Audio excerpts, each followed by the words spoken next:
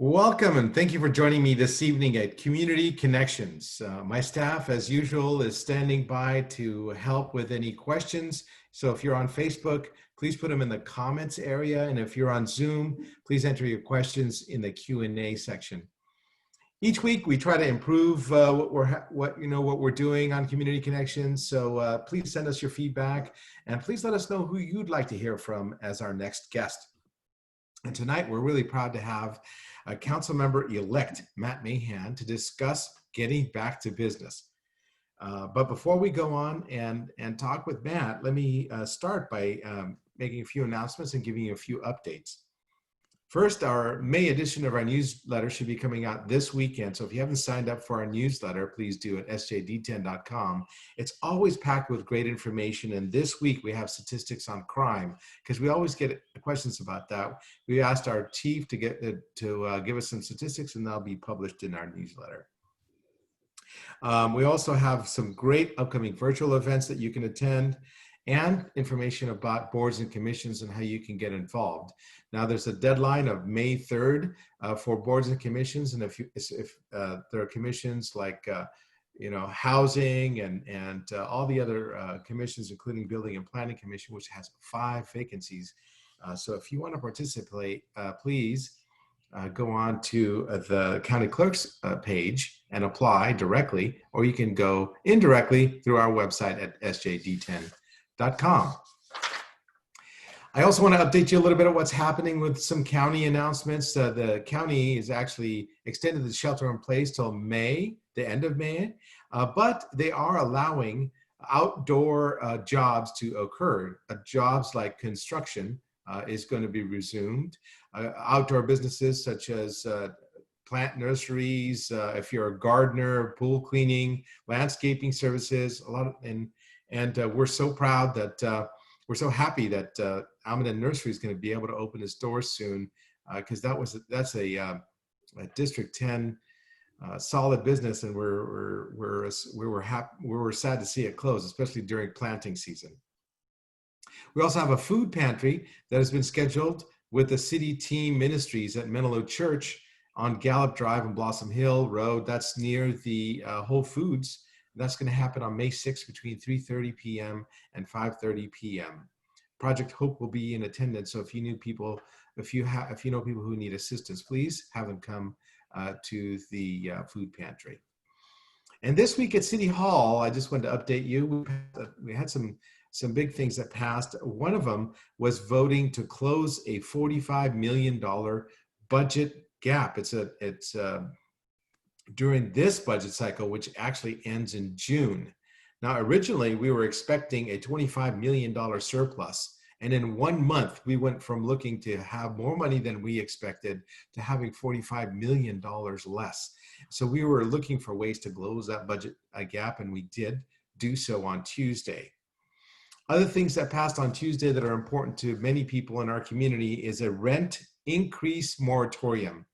And that will last until December 31st. It only applies to people who are living in rent-controlled apartments. Those are the ones that are built before 1979, and or a mobile home park. So after December 31st, the order goes away and rents can increase. So this is a rent increase moratorium, which means that they can't raise your rent. That's your updates. And now I wanted to introduce Matt Mahan. Oh, there he is. Good. But before I do that, I want to explain what Councilmember-Elect means. A lot of people ask me, do we have 2 council members? No. I will be serving as your council member with honor here till December 31st, which is the end of my 2-year term. I'm actually termed out. I love serving the community, but I'm at the end of my term, and we had an election last year, actually in March, to replace my position for District 10 Council. And Matt actually won outright on March 3rd. That doesn't happen very often, but he's such a hard worker. He got more than 50% of the vote, and that is how he has become our council member elect. So Matt will actually take office on January 1st January 1st, 2021. And let me read a little bit I'll embarrass Matt by reading a little bit of his bio first. So he's a very accomplished man, and I'm so happy that he did win the election. Matt is the founder and former CEO of Brigade, which was recently acquired by Pinterest. Previously, Matt served as the CEO of Facebook Causes, which built tools for cause-based fundraising and volunteerism. Prior to this career in software, Matt taught English and history at Joseph George Middle School in Alum Rock. He currently serves on the boards of Joint Venture Silicon Valley Leadership Group, the San Jose Clean Energy Citizens Advisory Commission, and the Almaden Valley Community Association. He and his wife Sylvia are raising their family and young children. Congratulations on the newest, Nina and Luke, right here in District 10. Thank you for coming, and thank you for being with us, Matt. Thank you. Thanks for having me. All right, wonderful. So let me start by asking some questions that I always get asked. What motivated you to run for office? Well, just before I answer that, I want to thank you and your staff for how open and welcoming you all have been since the election. I've been, I don't know if people realize, but I've been shadowing Councilmember Khamis and his staff and just learned a lot over the last few weeks. And so I appreciate the opportunity to come on this evening and to learn from you and your team. So I just wanted to thank you for that. In terms of what motivated me to run, I've always been interested in big issues of society, the economy, traffic, housing, employment, education, and I feel like government at its best is the place where we come together to solve problems and to sacrifice and decide how we're going to do things better in the future. And so that's kind of my hopeful view for government. And I, the last company I founded, which you mentioned, was a set of tools for citizen engagement. I really believe in bottom-up citizen participation. And when I realized you were termed out at the end of this year, I thought I'd throw my hat in the ring and go knock on 10,000 doors and see how it went. And I definitely learned a lot. Absolutely.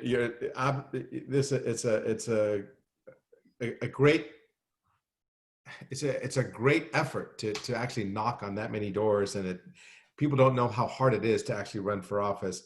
What do you hope to accomplish in the next term here? Yeah, what I heard at the doors were things that would not surprise you, the sort of basic quality of life issues that I will be focused on because they're what the community care about. So things like reducing crime, paving the roads, maintaining our parks, addressing our homelessness crisis and housing affordability crisis. I mean, those were really probably the top 5 or so issues, and each one is unique. They have some overlap, but those are the kind of big policy and issue areas that I want to work on. And I think it would be a very successful term if we brought down crime rates, invested in infrastructure, and started to get a handle on our growing homelessness challenge. Of course, with the pandemic and COVID-19, we're in kind of a different world. And I know we're going to talk about that this evening. On the broader spectrum, I really like to improve or increase people's faith in government and increase transparency and accountability and efficiency of local government. And I hope that my experience in the private sector gives me a slightly different perspective on how to do that. I know it's a perspective you have, having been in the private sector before you won elected office. And I think there's a lot that the public sector can do to be more responsive and to move faster. And I hope to bring that spirit to City Hall. Well, that sounds very familiar. The great thing about having Matt is he understands small business, and I was a small business owner when I first started my tenure as your council member. A lot of people ask me, "Are you crazy? Why did you give this up?" And it takes a very special person who is more interested in helping others than helping oneself, and a very selfless person to get into this line of business. But speaking of business, what challenges, I know there's a ton of them, what do you think specifically to San Jose. What challenges do you see that for business, for especially small business here in San Jose, that you'd like to work on? Well, I mean, first and foremost, I think, as you know, as a former small business owner, the biggest challenge for business is uncertainty. And so as we look at the months ahead, I think the immediate thing we need to do, and I don't, as you mentioned, I don't take office until January, but we may not have a vaccine for a couple of years. And I think we've got to figure out how to put in place the protocols, the best practices for us to get back to business safely, which I know is the theme of our conversation this evening. And so that's not specific to San Jose, but I think if you went out and surveyed small business owners, it's the lack of certainty around when the economy will reopen, whether or not they need to lay everybody off now, whether or not they should just shut down operations, how much stimulus is going to be coming from the federal government. There was a very solid first pass at that, but is there more coming? I think the assumption is yes. There certainly needs to be. So, I mean, I think that's the kind of big picture challenge small businesses face. Locally, I think, there's a trade-off here. The city, as you mentioned, is facing huge revenue shortfalls. At the same time, I think we ought to look at tax holidays for small businesses. We ought to look at ways to help do anything we can to maintain a vibrant local economy, because that's what's going to allow us to have a resurgent economy as we start to come out of this. I mean, the most important thing we can do is have people working, earning an income, and able to participate in the economy. So I think that's what I'll be looking to do. And I'll be interested to hear, I hope I get to turn the tables and ask you a few questions later, but I'm curious how you think the city is starting to respond in a way to take care of those small businesses. Well, it has been a challenge. I'm even working from home. You don't have the luxury of actually collaborating with your colleagues unless it's purposeful and on Zoom and all that. So it's been very difficult and challenging to do that. And we might get into some of these questions. We actually have a lot of questions from people who've already written in, and I think rather than repeating them twice, we'll ask you a few more questions about you, and then we'll move forward answering questions from the public. Sure. So I know, speaking of the other sectors, and you recently facilitated the SVO webinar with Dr. Dewan from the Santa Clara County Superintendent of Schools. And as a former school teacher yourself and a parent, what was your takeaway from the conversation you had with her? Yeah, it's a great question. We had a pretty substantive conversation a couple of weeks ago, and I think the truth is that our school districts, and this is not unique to our school districts here, but schools across the country are struggling with the transition to distance learning, online learning. Superintendent Dewan noted that there are some gaps around access to devices and internet access. I think one of the biggest lessons from this pandemic is that we need to ensure that every family, every student has access to broadband internet. That's become a basic utility that people need to participate in this economy and to learn as students. But I think she also acknowledged that there are real gaps in teacher preparedness when it comes to implementing an online learning curriculum. And that's a place where, personally, as someone who's starting to step into the public arena and think about advocating for our community, I really want to encourage our schools, local school districts, to seize this crisis as an opportunity to adopt technology and online learning practices faster than we ever would have otherwise. It's difficult as a former teacher, especially imagining myself as a parent as well as teaching. It's certainly challenging, and I don't. I don't ever want to blame our teachers for the challenges that we face, but at the same rate, I think this is a moment where we need to do business, quote unquote, differently. And there's an opportunity now to work with government at various levels and the private sector to ensure that students have the devices and access they need and to adopt online learning. And we need to do it immediately, because the public health situation is going to be with us for quite a while.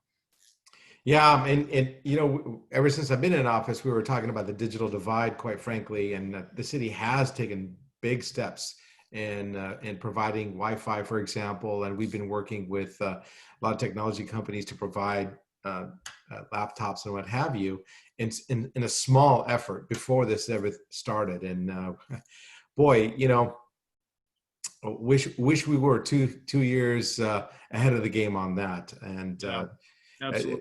the interesting thing is our head was in the right place. We just needed to had moved faster than we actually did. Yeah. So, I did spout off a whole lot of organizations that you're a part of, but I have one more to ask you about. Silicon Valley Economic Recovery and Resilience Council. So tell us a little bit more about the council and your role in it, and what is the goal of that council? Sure, and that's really the mayor's initiative that I've done a little bit of informal advising on, and I'm following very closely. I was glad to see the mayor step up early and say, yes, priority number one is addressing the public health crisis, but we really have two crises here. We also have an economic crisis of unemployment, lack of income, displacement. We've got some real economic challenges. Unemployment's now projected to be as high or higher than it was 100 years ago during the Great Depression. So this is a real challenge for us. And so what the mayor's convened is a council of leaders, primarily private sector leaders, but also our university and college presidents locally here in the Bay Area, economists and researchers, consultants, small business owner representation. And, I think the work they'll be doing over the next, they've laid out a 100-day roadmap, and they don't have any recommendations yet, but my expectation is that by the end of those 100 days, which is about 3 months from now, it started a couple weeks ago, they will have a set of recommendations for what government policies can be implemented or experimented with to try to jumpstart the economy. I think we know that certain sectors are going to suffer greatly, whereas we'll see an acceleration in job growth and economic activity in others. Amazon's actually, business is great for them, not great for hotels and restaurants, right? And so, I think figuring out or Oak Ridge Mall for that matter. Yeah. Or the mall, right? I mean, Yeah. This is really tough on any of our brick and mortar retail, especially. And so, my assumption is that they'll be working with economists and others to think about how we restart the economy in a way that maximizes getting people back to work, getting employment and income flowing again, figuring out how to target support to specific sectors. One thing that I thought was great in the latest, you mentioned the updated shelter in place order, and you referenced this, but the fact that we're starting to create openings, as I know you've advocated for, around jobs like construction and landscaping that can be done safely outside, is something I'm very supportive of, because the faster we get people back to work safely, the more that we can focus on supporting those who are not able to get back to work as fast and concentrate our resources where they're most needed. And so that's the kind of stuff I think the council will be discussing. A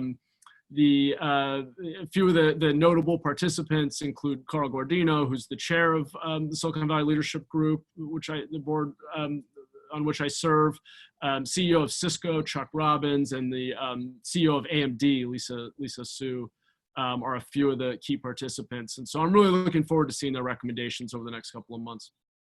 Wonderful, wonderful. And I'll embarrass you even more, because this guy is not hurting for things to do. Tell us a lot about your involvement in Spur. And some people have never heard that phrase before, but tell us a little bit more about what you do with Spur. Sure. Well, I mean, just for context, I figured, I assumed I'd be knocking on doors right now, whether I won or lost, but with the pandemic, I can't really do that right now. So, the fact that we were able to win in the primary and I don't take office until January means I have a little more time to shadow you and your team, which has been fantastic.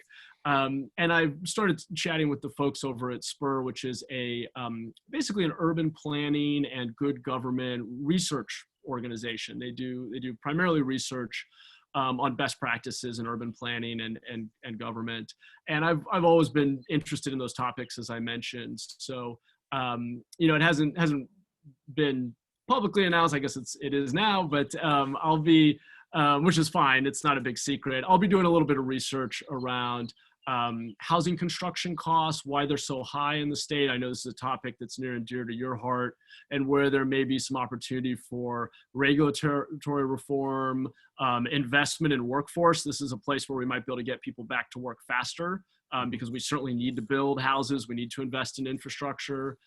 So thinking about cost of construction, particularly with housing, and then also thinking about good governance reforms. And the question on my mind on that front is, given that this crisis has sort of caused the economy as well as many parts of government to grind to a halt, can we hit the reset button on anything? I mean, do we need to go back to things the way they were? Are we even able to? And maybe in some cases, the answer is we don't need to. Things can actually be done better coming out of this. I mean, does anyone ever need to go to the DMV again? I'm not convinced. Maybe between Zoom and some identity verification and some other tools that the private sector could provide, we could streamline the way we interface with many of our government bureaucracies. And so that's the kind of stuff I'm thinking about. I'll just end on this point. One of the things I ran on was routine audits of spending and performance of government departments and city departments in this case, but thinking more broadly about the audit function and how we really help citizens understand how different parts of their government are functioning and where the opportunities are to adopt technology, streamline processes, make smarter investments. So that's the kind of stuff I'll be thinking about and hopefully doing a little bit of writing on before I take office next year. Yeah, I that's the first thing that I tore into, all the audits that the city auditor does it's the first thing I got a lot of ideas out of it. And the important thing is to make sure that the audit recommendations are followed. And that's the hard part. Right. Yeah. Well, you know what, we had a minute to have you ask me a question. So if you wanted to ask me something, if not, we can go on to our, Yeah, well, I had a few questions for you. Let me pick one here. I know you chair the city's Community and Economic Development Committee, and I was hoping you could comment on your sort of up-to-date understanding of what the reopening of the economy might look like, if there's a roadmap, and kind of anything around economic development from the city's perspective specifically. Well, we were going gangbusters before this. Obviously, as big businesses were coming in, Google was coming in, and now we're looking for ways to get the people who are in the kind of the service economy that has basically stopped. You're talking about your home cleaners, your restaurants, things that are in the service economy that people overlook all the day, but it actually has a lot of employees. And they tend to be the people who are living on the margin and are needing subsidies more than others. And so we're really worried about that sector. I've actually wrote an op-ed on the county's health department needs to do more than put us into shelter in place. They need to help us look for ways to put these people back to work in a hygienic way so that the disease doesn't spread, but we can put home cleaners back, the house cleaners back to work. We could put that, and I'm glad we're having the conversation of putting the gardeners and the pool cleaners and the construction workers back to work. But we need to find ways to have our restaurants, which operate at a minuscule margin, get back to work. And I'm really worried about even big companies like Macy's and Nordstrom's that are filing, that Neiman Marcus just filed for Chapter 11, and so we get a lot of tax revenues from retail, and a lot of these places are dormant. And basically, my op-ed basically said, let's look for ways that we can advise businesses how to do their business more safely. And so there is kind of a roadmap. Me and the mayor have been talking about some ideas, but then he formed that committee, and we're hoping to push even more. But I am worried about our hairstylists. I know I don't have hair, but you look like you need a haircut. So, you can't get haircuts via Zoom. And so it's important for, to have people go to their nail salons and feel good about themselves, and that's some of the things that that we've been trying to make a roadmap on how to get people back to work. And the sooner we can get it back to work, the sooner that the city can operate more and the services can come back as well. Yeah. Yeah. All right. Okay. So I'll tell you what, if you don't have any other questions, we can open it up for discussion, and we can ask my staff to start seeing what kind of questions we could field here. Let's do that. Emma, do we have any questions? Yes, good evening, everyone. So to everyone joining on Zoom, please place your questions in the Q&A. And to everyone on Facebook, please put your questions in the comments, and we will hopefully get to all of your questions today. So we have some questions that have already come in before we started via email. So thank you, everyone, for sending in those questions. So the first question is from Kevin K. When will San Jose need to deal with the drop in revenue due to the economic impact of COVID-19? And what changes you foresee being necessary? Well, I did briefly talk about a $45 million budget gap for the remainder of the fiscal year, which actually ends in June. That was a completely unexpected fiscal financial deficit, and we've actually did a hiring freeze. One of the things we've done is did a hiring freeze for the remainder of the fiscal year, which might need to be extended past the fiscal year. And a lot of departments go through some attrition, people retiring, people moving away. We may have to curtail rehiring for those same positions. We also have wisely saved a few $1 million. Sorry, somebody's at the door and my dog is barking like crazy. This is live for real. And so some of the things that we are looking at is reducing the summer programs for our Parks and Recreations department. We're even looking at cutting, the 4th of July events, downtown jazz, some of the big operating things that require a lot of staffing and money. So and there's actually another 32 million in reserves that we have that is not going to be anywhere near enough, but the other shoe has yet to follow. And I think that we're going to be dealing with this for the next few months, trying to estimate how much revenue is coming in and how much money we're going to need to close the gaps. But we were originally expecting a $25 million budget surplus, and then we started talking about a $45 million budget deficit all within 1 month. That's a $70 million swing in 1 month, which shocked me, because a couple of weeks before this, we were actually looking at ways to spend $25 million. So in any case, there's going to be a lot to come, and there's going to be a lot for Matt to think about in the coming year as well, I imagine, because a lot of the money that we spend at City Hall actually goes to pensions. And they too were affected by this because the market dropped from like almost 30,000 down to 19,000 during that last month. But luckily they're rising, but it's been a tough go. Thank you for the question, Kevin. So we had a similar question of how will you deal with the budget deficit? And they also asked, which programs are your highest priority? Well, obviously, the police department public safety is always going to be our highest priority. So even though we're not going to be trying to, right now we have budgeted 1,151 police officers. We were hoping to grow that to 1,400 this year to actually allow the budget that we had expected. Remember, we were talking about $25 million extra. We're going to hire more police officers. That's not going to happen. So so public safety is number one.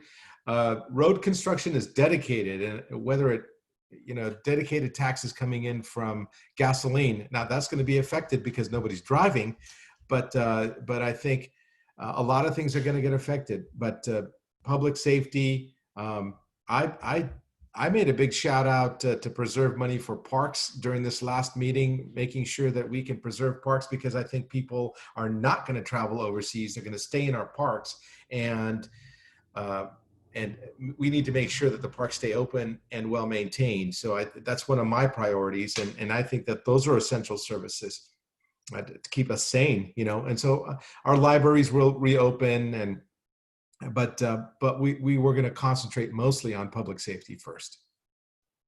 Johnny, could I interject with a quick question and comment? So I know that we've looked at some streamlining opportunities, including inspections via video, because people under the shelter-in-place order couldn't safely, do an inspection in person. Do you see other opportunities for us to automate some of the processes at City Hall? Well, there's a lot of opportunities. Now the permitting process itself, we've been trying to automate it for years. Believe it or not, I actually asked for them to automate the permitting process since I took office. We invested in software, it didn't work out. And so we're now looking for new ways to automate the plan checking, so that computers, you could turn in your plans via USB or online, so you don't have to wait in line for 45 minutes or an hour. I'm hoping that comes up, because that's going to save tons of time and money for people waiting in line, getting away from your job, that kind of stuff. There's a lot of opportunities indeed. The library system is moving. In the last few years, we have created so much opportunities to learn online that it's incredible. I mean, we have a lot more resources online than we do in the actual libraries. And so, so there's a lot of opportunities, even when we're pouring asphalt. And so we have, when I first got into office, they were talking about recycling in place, which was going to save us 20% on pavement recycling. They actually tear up the pavement, recycle it right there, and reuse it immediately. And that saved us 20%. Last year, we invested in a program to use rubberized sealer on our streets that is going to maintain the seal 2 to 5 years longer than the current slurry seal, which kind of goes away with the rain. So we're investing in a lot of things that are efficiencies that they're not sexy, but we are looking at different ways. And we're always looking for, I was a person who advocated for the employee suggestion program, and we have several different new ways of doing things in the departments. But yes, I mean, there are different ways that Zoom meetings, the Zoom thing is dramatic. So our folks don't have to travel to learn about things anymore. So we're learning a lot, and I'm sure a lot of it's going to come in handy in the future. Thanks.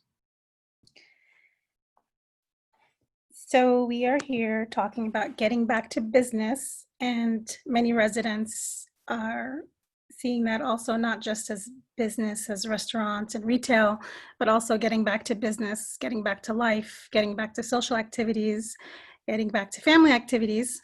So this one comes from Karen, who sent this in also by email.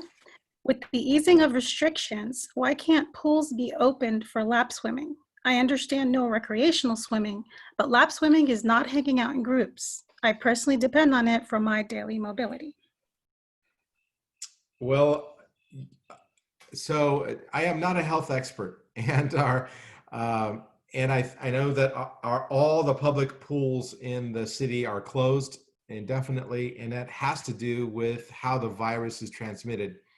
And the fact that, to me, it's, the pool has a lot of chlorine, and I don't know if the virus can survive that. But, we have to ask this question from our county health department, and why we can't open our swimming pools. All swimming pools, even the private swimming pools that are like community swimming pools, are regulated by the health department of Santa Clara. And so that's a great question, and I think we should pose it to our health department. Okay, this one comes from Rebecca, who is here with us on the Zoom webinar. And we did have Chief Garcia last week, and this is a question about the SJPD. What connection do you have with the San Jose Police Department in order to reduce crime and increase safety in the district? Well, I actually meet with the chief once a month, and I think, Matt, it would be a good thing for you to meet with the chief once a month and to discuss things that are specific to my district and where I would like to see more enforcement.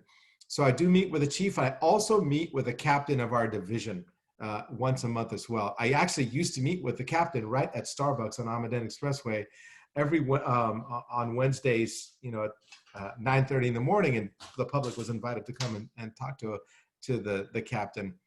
But I have a lot of connections with our police department, and I actually take questions from the public and I give them straight to our captain and see if she can help us deal with the concerns.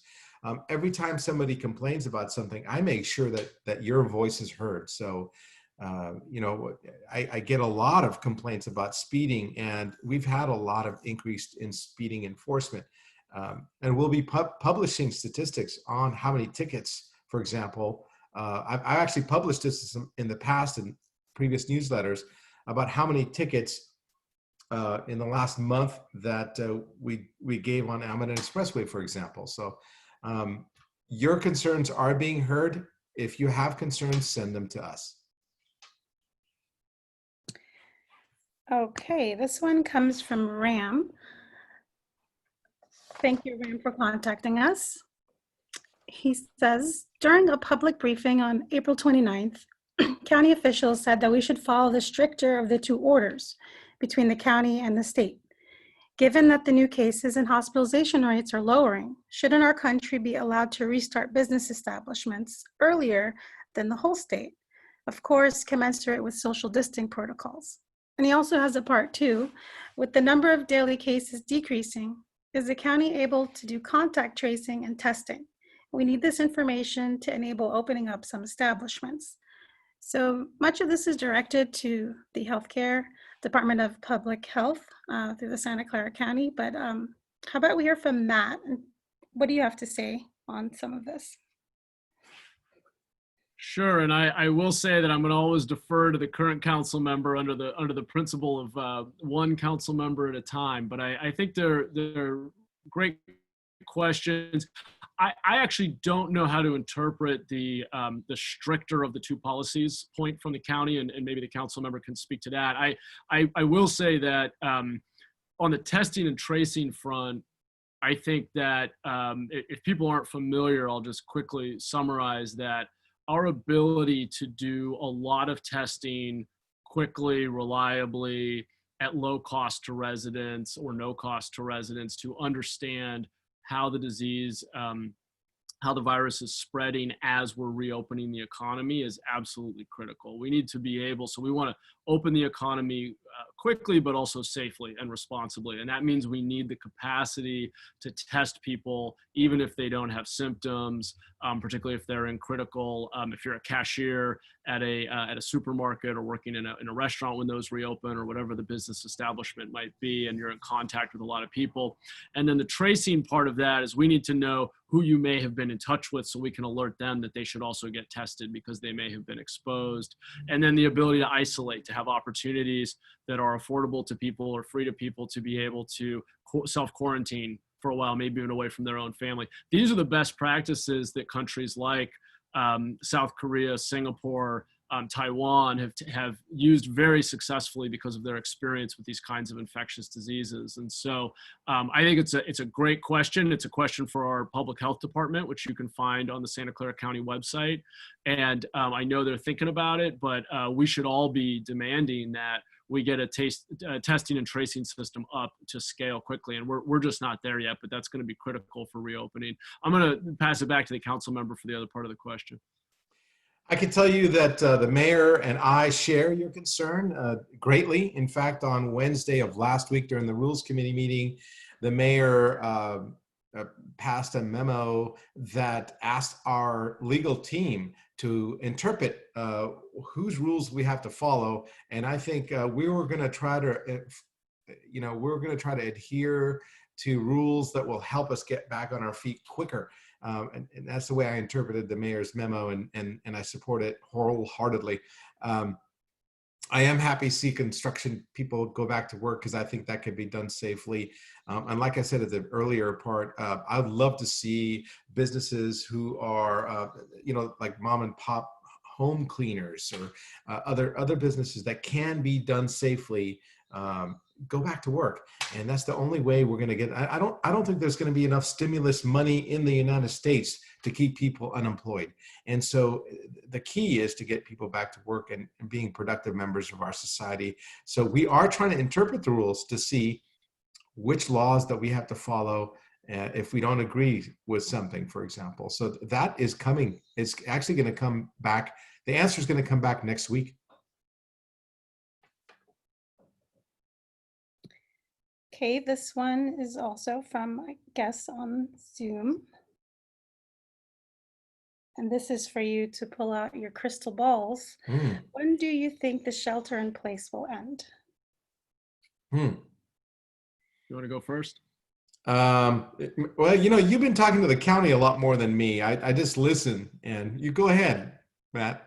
Well, I think it's going to be a gradual process of reopening in which it's done incrementally. So we just had a relaxation, despite the fact that they extended shelter in place. They also relaxed, the requirements around things like construction, as we've been saying, and other outdoor activities. I would guess that by early June, so a month from now, we'll have another set of relaxation, maybe sooner, maybe even sooner. One thing everybody might want to take a look at if you're curious about this question is the county released a set of 5 indicators that they're using to basically gauge our preparedness to further open the economy.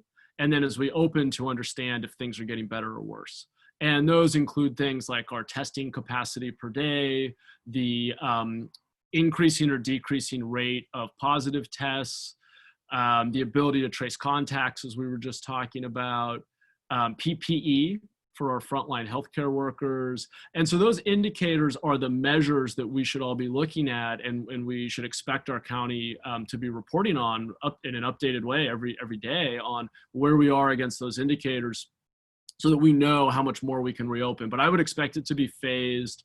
I think many leaders, and this is including at the state and national level, believe that some of the things that we've all enjoyed and maybe taken for granted up until now, such as music and sporting events and large gatherings, really are not likely to come back anytime soon. That could be the end of the year. It could be longer. It's really going to depend on watching how the virus spreads and how well we can control it.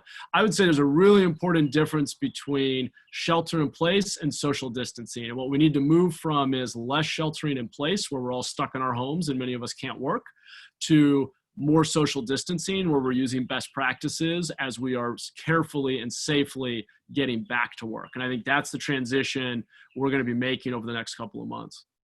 I was going to say the same thing. I think we're going to have to move from shelter in place to social distancing, and maybe require people to wear something around their face when they're out. And I've even gotten ideas on even the way you shop, with one-way aisles instead of two-way aisles. There's ways that you can conduct business more hygienically that I think the county should provide even more guidance than they already do. I'd love to see Macy's open up, because I probably need a new pair of sweats at this point. So I'm tired. Tired of living in the clothes that I'm living in. So I used to enjoy shopping for shoes and whatnot, and it'd be good for some of these retailers to open up again.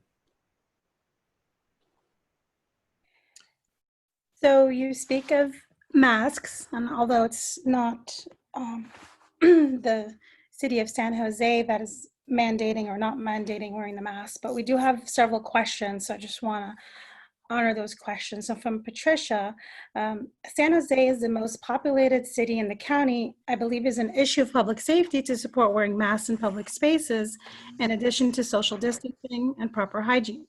I ask that the council strongly consider mandating masks in public, particularly in essential businesses, in order to protect the continued health and well-being of the San Jose community. Also on masks, this is from Mel. Santa Clara County was the initial hotspot in the San Francisco Bay Area and continues to lead in both COVID-19 infections and deaths. Why is it that Santa Clara County does not require the use of face coverings when people are out in public? And one more on masks from Reza. This comes to us from next door. Why is Santa Clara County not mandating face masks? We have the highest number of COVID-19 cases in the region. So we have many versions of this question. And I know it's not on the city of San Jose, but if either of you would like to just address that, to address it to the public. Well, I can tell you that I lead by example. When I'm walking in the park with my mom, I'm wearing my, I put a scarf over my head, and I think people should, if possible, have face coverings, and it doesn't have to be an N95 mask. I think it's a matter of courtesy to your fellow human beings around you, to make them feel more comfortable near you, and what have you. But I cannot speak for the county. I don't know. I'm pretty sure that they didn't want to have a run on N95 masks, but you can wear non N95 masks. In fact, my mother-in-law has donated over 100 masks that she made for the community to Sacred Heart recently, that she made at home. And so I know a lot of people who are making masks. So I don't disagree with the intent of this comment, but I also don't make the rules in Santa Clara County. And I'll just say I'm very much on the same page. I've been trying to lead by example and wearing a mask or face covering every time I've gone out in public. And I think, unfortunately, there was some confusion around the effectiveness of masks early on, but I think we know that it does help reduce transmission, especially if people who may be infected are wearing them. But we all ought to be doing it because we just don't know. I suspect there's questions around availability of masks. I know that's a real challenge. I've had people reaching out asking me how they can get masks, and the CDC website actually has some great instructions on different ways you can do homemade masks. So I would recommend checking that out. I think there's also challenges around enforcement, but I agree with Councilmember Khamis. I agree with the intent of the question, and I think it's probably the right policy for us to have. Okay, back to talking about small businesses. This comes from Rebecca on Zoom. Speaking of small businesses that have shut their doors, what is the plan to create a relationship with those businesses, open their doors, or plans for what to do with the facilities they have closed? She gives an example of Sherwood Inn. You know, a lot of businesses are privately held. Sherwood Inn was owned by, the business owner, and the land and the building probably belong to somebody else.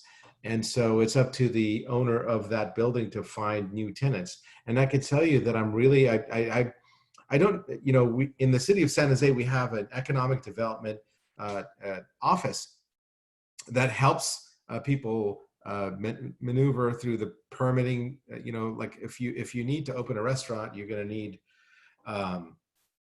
permits to put in grease traps or whatever it is that you need in a restaurant. So those are the things that the city can help with, but and the SBA, for example, can give you the loans, but the traffic needs to come back in order to spur, interest in creating business. So I know that the city is ready to help businesses when the time comes, through the Building and Planning Department, through the Office of Economic Development. We've even given some free permits to shuttered storefronts in the past. That could be something that we can do in the future to spur economic development. But the traffic has to be there, unfortunately, and until the traffic gets there, I don't know anybody wants to risk their own money investing in business. And so I think it'll be a little time before businesses start to want to open, especially retail. And Matt, is there anything that you would like to add to that? No, I think the council member covered it well. I'll just say I appreciate how your office has been trying to highlight local businesses that are open and figure out what support they need, but also make sure the community knows how they can patronize those companies. I think it's going to be important for all of us in the community over the coming weeks and months to get out there and shop locally and support our small businesses. It's a critical part of our economy and the vibrancy of our community. Yeah, I've been especially proud of some of our small pizzerias who've been donating a lot of money to our hospitals. Boss Man's, it seems like almost once a week they donate a lot of pizzas to hospital workers, and they send me pictures. What a great mom and pop operation that is, and so proud to have them in their district. And Amato's, and there's so many great businesses who are integral into the District 10 community, and I hope you guys actually patronize them. We still go out to eat. Actually, we just bring the food back home, but we still go out to eat at my house. Yesterday we had sushi from Bamboo, which is on Maccabee. So we have a question about restaurants reopening. This is from Edward on Zoom. He is asking, and once again, you probably need to pull out your crystal ball. When would restaurants reopen for dine-in? How would the employees work shift-wise? And he just has multiple questions, but just for the sake of time, let's just address, when do you think restaurants will begin to open for dine-in, and what changes do you see for restaurants? I think they were in the next phase. They were in the next phase as limited opening, right? They may have the capability to have limited seating within their restaurant in the next phase of the easing, but they will still have the requirements of distancing, which is going to make it difficult to operate for most restaurants. So that's a really tough question to answer. I would think that the sooner that we can get a vaccine or some kind of treatment for COVID is the time that I think restaurants will be able to sit down restaurants will be able to open. But right now, as I just said, you can go and get takeout anywhere that offers it. And there's a lot of great restaurants that are still struggling to stay open, and we need to keep them open. So please patronize your restaurants.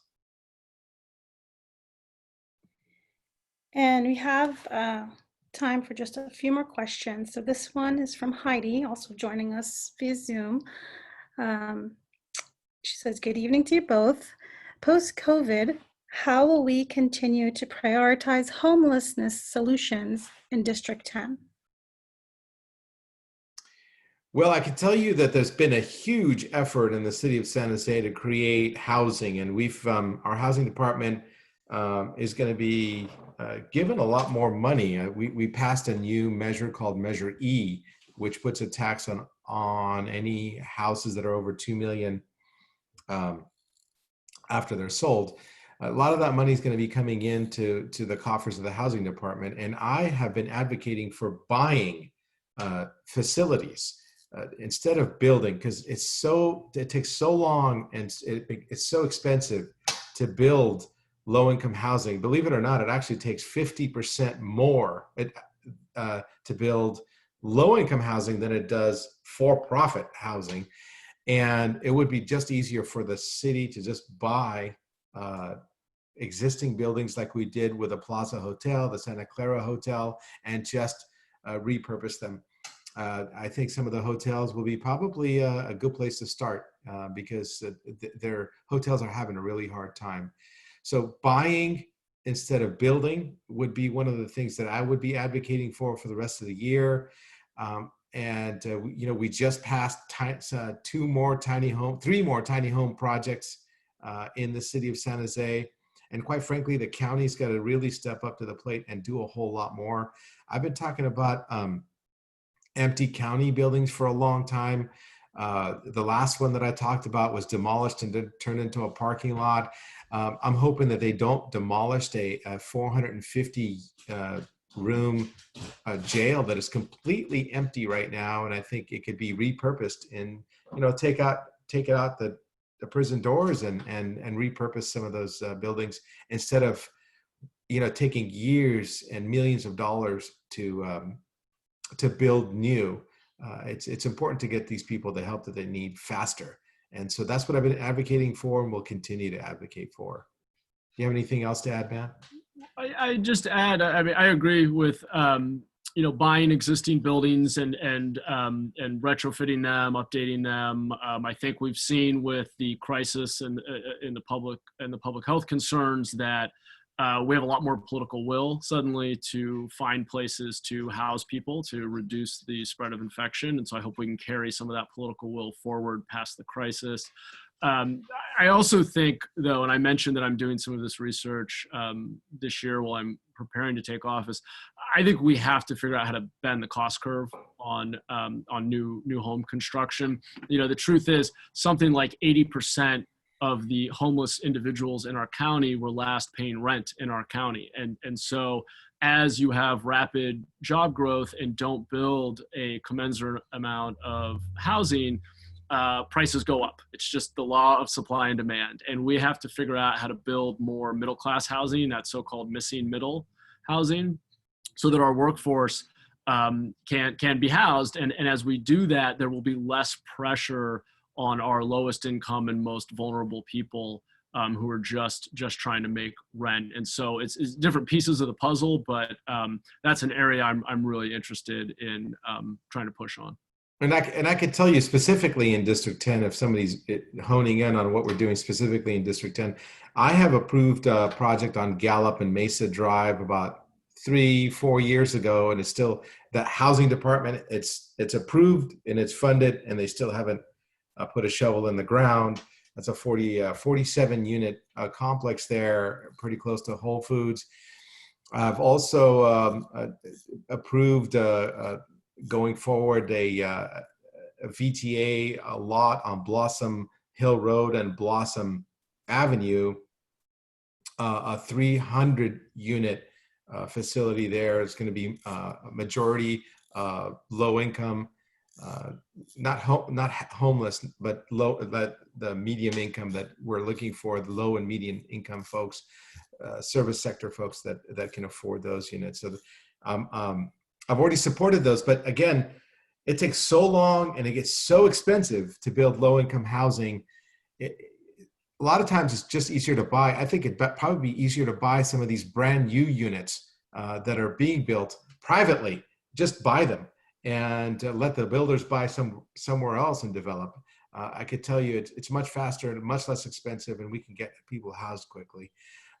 But besides that, some of the social services that are needed has to come from the county. A lot of these people have addiction problems, mental illness, these things that need to be dealt with the county.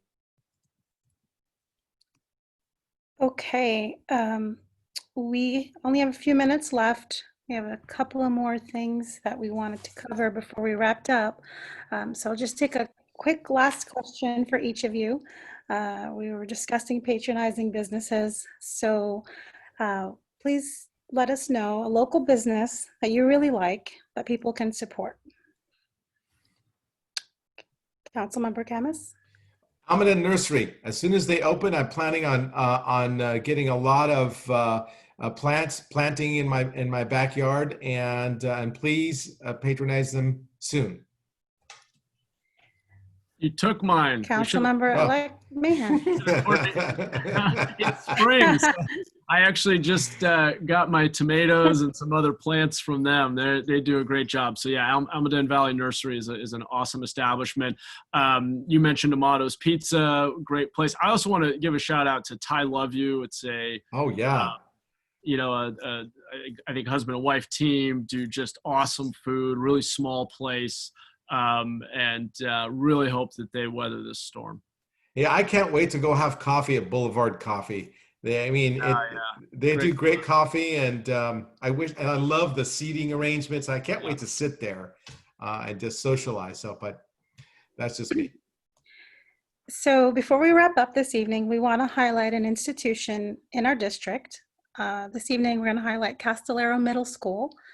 Castellaro prides itself on meeting every child's need and supporting all aspects of their development and their learning.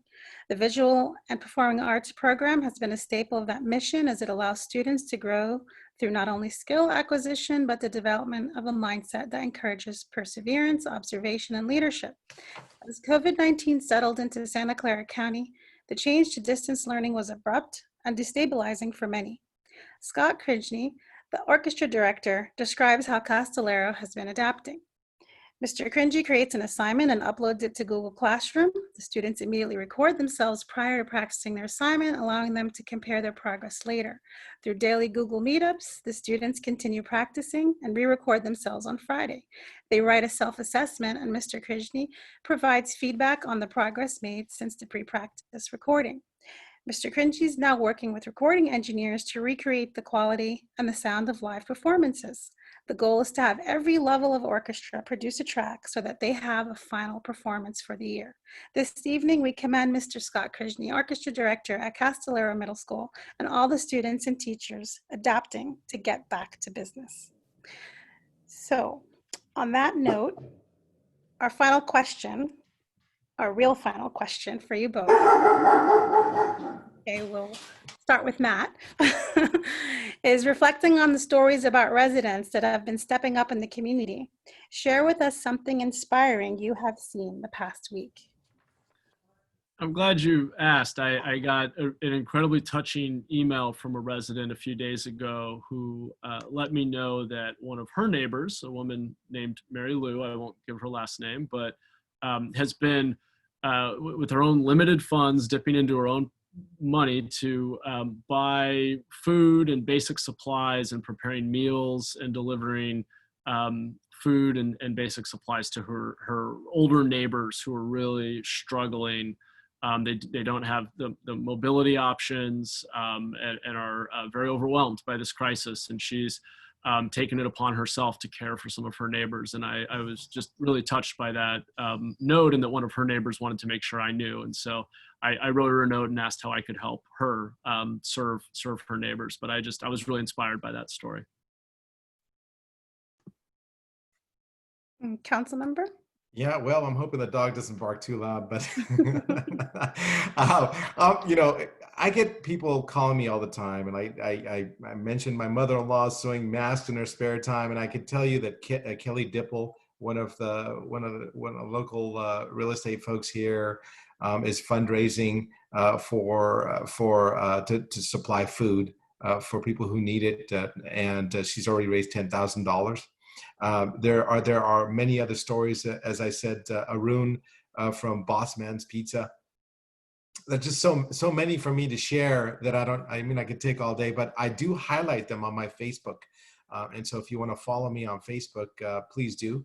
And I try to highlight as many as I can, and I'm sure that Matt does the same thing. Right, Matt? Where could we reach you? How do we stay in touch with you, Matt? Just Matt Mahan. If you search for me on Facebook, I think you'll find me. I think it's under mahanforsanjose.com is my public page. I'm on Twitter. The handle's just at Matthew Mahan. And in fact, you can find everything about me on the website, which is mahanforsanjose.com. And I would love to be in touch with anyone who has suggestions or questions. Wonderful. And you can always reach me on Facebook and Twitter, and I'm on all of those things, Mike. And I do answer questions personally on at least Facebook and Twitter, and so I do. But go ahead. Oh, just going to say before we do wrap it up, we did have some more questions. We have questions on Facebook and on Zoom. Our staff will get back to you. And as always, if you ever have any questions, please email our office at district10@sanjoseca.gov. And I'll hand it back to you, Council Member. Thank you.